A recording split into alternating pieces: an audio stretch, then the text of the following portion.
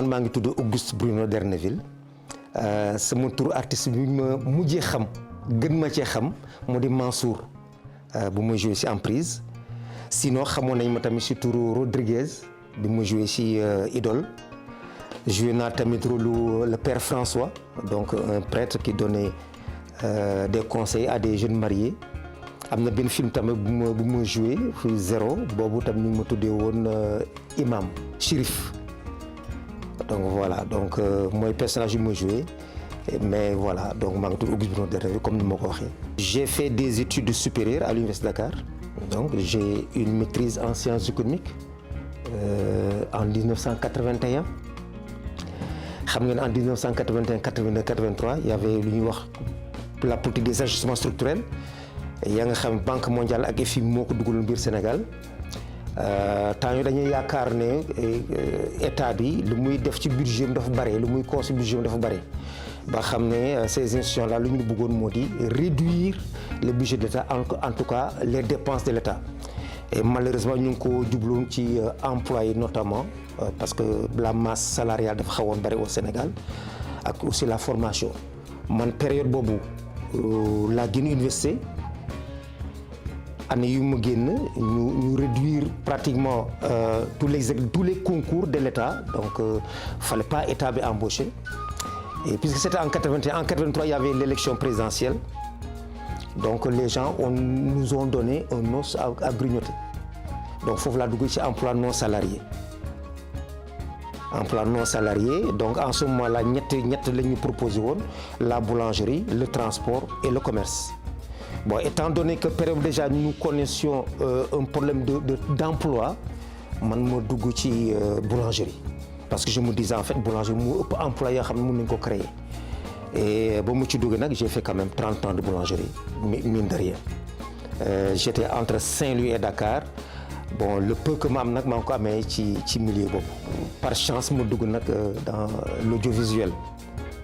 te bu mu duggee dans l'audiovisuel du la nga xam dama si duggul sama bopp noonu disons sama doom yi la ñu gisoon les deux cadets ñu ne léegi nañuy def publicité ñu commencé def publicité mais man ça ne m'arrangeait pas aussi parce que ñoom ils étaient dans le privé bu ma leen jëlee ñuy def tamit publicité heure yi ñuy jàngi man maa war a chaque fois di justifier wu pour seen ay absence mënu moon tout le temps justifier ne sama doom day wut xaalis alors que dañu doon jàng quoi je les ai arrêtés pour ñu continuer seen jàng. Et là quand je les ai arrêtés évidemment les gens m'ont vu daal mais yow dañoo soxla ay pas yu mel ne yow comme ça est-ce que ça ne t'intéresse pas de faire un peu de publicité bon mais nag bon c'est une nouvelle expérience bon naa si dugg amul benn problème donc j'ai commencé à faire un peu de publicité donc des publicités au niveau national des publicités au niveau international après de fil en aiguille gars yi ne ma est-ce que ça ne t'intéresse pas de jouer un rôle ci benn téléfilm ci benn série bon première série ba nga xam ne joué naa si mooy Idole Evan Prod moo ko produire après Idole bien sûr y avait d'autres donc voilà notamment dernier bi nga xam moom mooy Emprise ba xam Marodi moo ko produire tamit foofu bon gars yi ba tey ñu ngi koy coow quoi parce que c'est pratiquement le tout dernier voilà mais sinon am na ay film yoo xam génnagul yenn yi nga xam ne bon ay rôle yu ndaw laa si yore mais yooyu daal mooy rôle yi nga xam ne gars yi bu ñu ma gisee ils me donnent déjà le nom là. waaw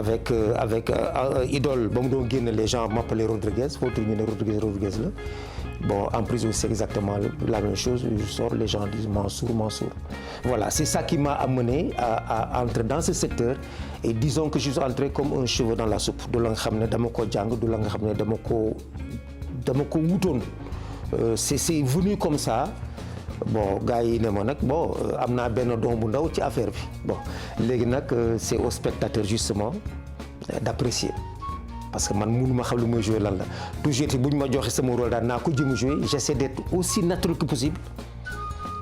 sans pourtant mu nekk la nga xam ne damay changer sama baat damay changer sama comportement j'essaie d'être aussi naturel que possible dugg ci biir scène bu ñu ma jox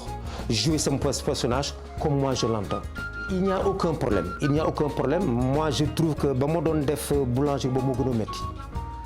boulangerie on pouvait t'appeler à n'importe quelle heure de la journée ou bien de la nuit guddee naa tëdd si guddee naa dem liggéeyi tu te réveilles, on te réveille par exemple à 2h du matin 3h du matin ne four bi panne na y a tel matériel qui est en panne il faut nga jóg dem ba foofu pour régler ji problème boobu quelquefois da ngay dem donc mu régler il faut appeler le technicien mu ne fi tu laisses ta femme au lit tu laisses les enfants au lit quelquefois tu rentres le matin de très bonne heure fekk xale yi war a jàngee yu demee noonu léegi heure añ doo añ ak ñoom yenn saa doo reer ak ñoom parce que le matin il faut aller à la boulangerie dellu si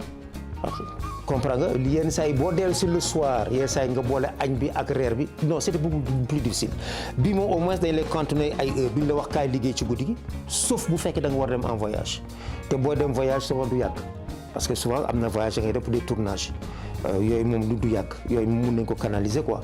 donc fii da nga xam ne telle heure nga fi jógee boo dellu si le soir et puis fa ngay dem da nga fa añ da nga nekk nii da nga waxtaan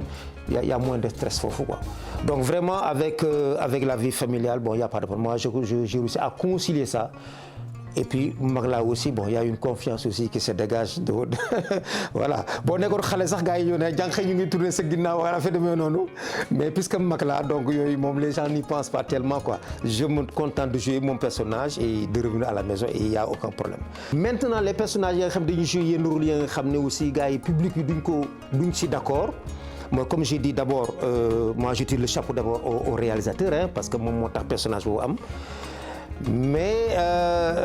personnage peut-être gars yi itam dañu comprendre tellement que lii rôle rek la ce n'est qu'un rôle que les gens jouent mais c'est une très bonne chose aussi que les gens puissent penser que telle personne nii la mel mais dañ ko xalaat rek mais nit ki mën na bañ a mel noonu donc bu ñu la joxe benn rôle c'est par rapport généralement à ton profil parce que du rôle yëpp la gars yi mën a jouer. Je donne un exemple très simple am na femme yi nga xam ne tey boo leen joxee xuloo rek kaay xuloo moom saa yu tu les mets dans leur élément ñoom xuloo kat la ñu jaru sax nga leen ko bindal dañ lay xuloo ba nga kontaan am na si jigéen ñi nga xam ne tey boo ne kaay xuloo dañuy am problème pour wax xam lu ñuy wax lan la ça dépend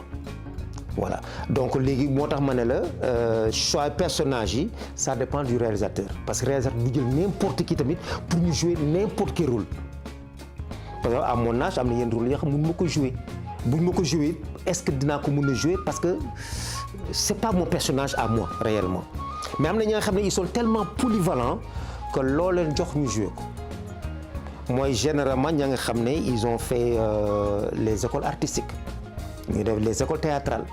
ñi def loolu généralement loo leen jox ñu mun ko jouer mais moi qui suis entré comme un cheveu dans la soupe am na yenn personne boo ko joxee bon dinaa ko jouer très difficilement dinaa ko peut-être jouer mais assez difficilement parce que je trouve qu'il y a des experts en la chose quand je joue avec certains personnages dama leen di xool et quelquefois je suis sidéré et quelquefois dama leen di admirer parce que tout simplement ils jouent tellement bien le rôle que man dama naa man est-ce que mun naa jouer nii. Alors évidemment le peu de rôle que j'ai à jouer bu mu génn nag les gens ont dit que j'ai été naturel que j'ai bien rendu le personnage etc. Donc comme j'ai dit c'est au public d'apprécier mais en tout cas chapeau au réalisateur qui parvient à mettre l'acteur dans ce qu'il veut lui parce que acteur bi bu defee la nga xam ne réalisateur bëgg na ko rek affaire day jàll parce que foofu loolu mooy attirer attention public bi. léegi nag appréciation publique bi par rapport à l'acteur kooku yenn saa yi njuumte lay doon nit ki mun na jouer rôle bu baax fekk moom à côté bon c'est pas tellement ça mais mun na jouer rôle bu bon moo nga xam ne c'est pas ça par exemple bu fekkee da ngay jouer rôle une fille de nuit c'est pas évident que nit ka nga jël mu nekk fille de nuit mais quelquefois day am on veut une fille de nuit donc quand on joue le rôle de fille de nuit il faut nga sol lu gàtt il faut nga def yenn maquillage yi il faut nga yor yenn comportement yi mais c'est le rôle ça veut pas dire que femme bi wala fille bi noonu la mel.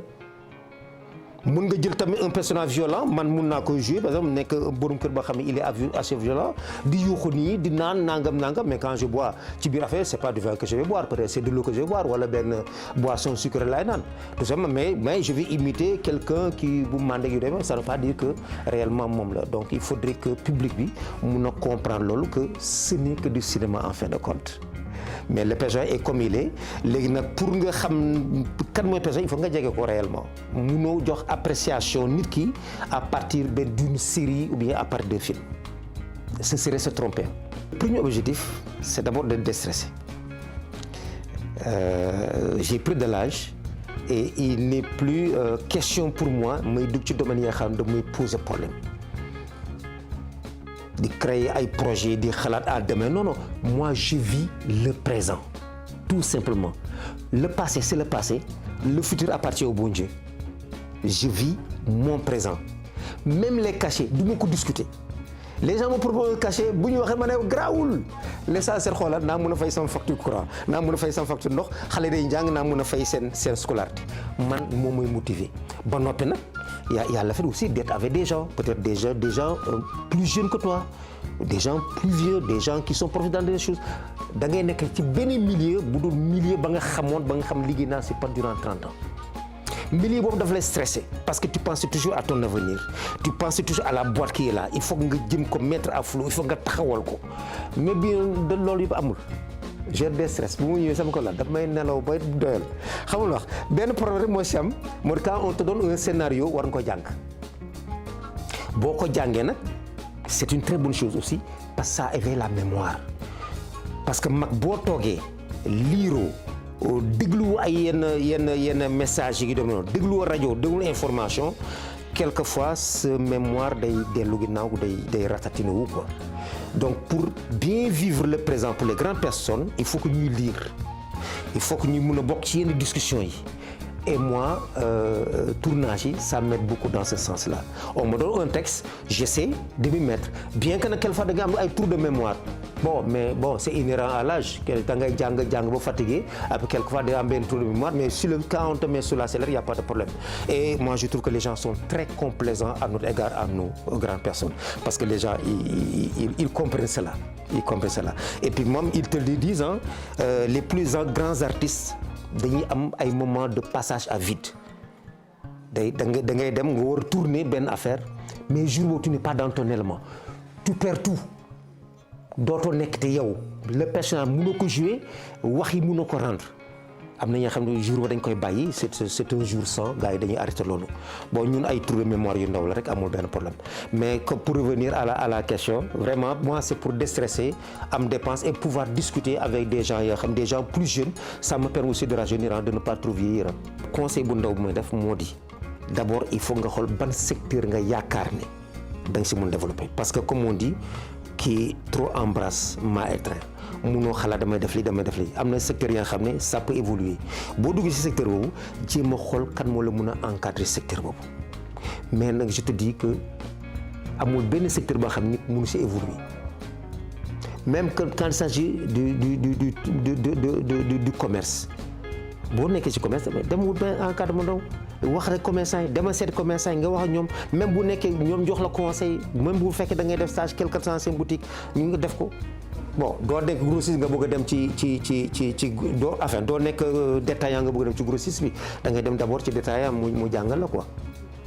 tu as compris mais en tout cas war ko mën a parce que lenn moo si nekk moo di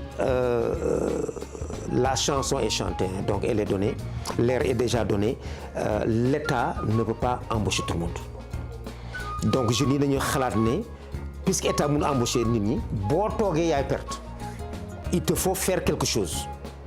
Munoo toog rek di xaar donc il te faut faire quelque chose mooy lan quand il y a des structures d'encadrement quand il y a des structures de financement vas-y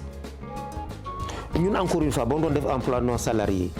rêve moo nekk boulangerie mais je dis mais qu'est-ce que je perds en y allant j'ai rien perdu j'ai même gagné 30 ans sama secteur les gosses tamit bu ñu leen joxe financement qu'est-ce qu'ils perdent mais buñ ko jëlee buñ ko consommer nañ def formation nañuy teg xaalis bi de côté dem jàngiwaat tuuti ñu may leen temps boobu ñu former leen soit commerçant muy ñëw former leen wala ñu dem ci boutique ñu former leen pour ñu mën a xam liggéey bi nan la war a demee mais en tout cas il faut une petite formation de base je crois moo gën ay def yenn violence yeeg yenn ko parce que yooyu tamit du samp kër li samp kër mooy liggéey ba ma gëm nekk ci mais en me serrant la ceinture comme on dit Rome ne s'est pas fait en un jour donc voilà affaire day progresser nank bu jël yëpp benn yoon nga ne je vais commencer déjà avec beaucoup de millions non commencer ak lu tuuti c'est benn activité ba xam mën nga commencer lu tuuti nga dugg ci wala bu ñu la jox lu tuuti nga dem ci benn secteur ba xam mën nga fa dem financer waa ji joxal sa xaalis comme ça mu jàng la bon boo paree nga jéem a xool nan ngay def ak xaalis bi mais en tout cas il faut une formation de base man loolu laay wax gars yi c'est le seul conseil que je le donne cette petite formation ne pas se croiser les bras yaakaar ne tout va tomber du ciel mais en tout cas maa ngi leen gërëm di leen sant yéen ñëpp ngeen ñëw d'autant plus mënoon ngeen ma invité seen boîte ah boo la ma invité damay ñëw mais yéen a déplacé wu ñëw seet si ma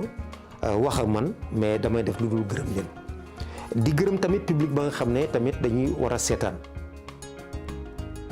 et surtout les jeunes espérons que li mu wax yëpp dañ si mën a jëlee dara rien n'est donné lépp il faut nga xeex deewoo ko pour mun ko am boo ko deewul du sotti quand tu vois déjà grand en 1 an 2 ans nga bëgg a gis grand ça pose problème et d'abord cette formation là dem leen si professionnels yi jéem a xool na nga leen intégré ñu former ci benn secteur wax boo si duggee il y aura moins d'erreurs parce que boo si duggee sa bopp rek il y aura beaucoup d'erreurs loolu mooy créer des entreprises mort-nées le plus souvent et kenn du leen jàppale yéen a war a mën a jàppale yéen a war a gën a jàppale seen bopp parce que il y va de votre avenir parce que affaire du 1 an 2 ans c'est pour toute une vie donc loolu la quoi donc ma leen di gërëm yéen gërëm donc les auditeurs gërëm tamit les jeunes qui vont nous écouter et encore une fois may ñaan yàlla que lépp la nga wax nañ ko tam ñu mun si am njëriñ quoi je ne l'ai pas dit pour faire du mal aussi mais ce sont des réalités aussi que moi j'ai vécu que j'ai essayé de transmettre aux gens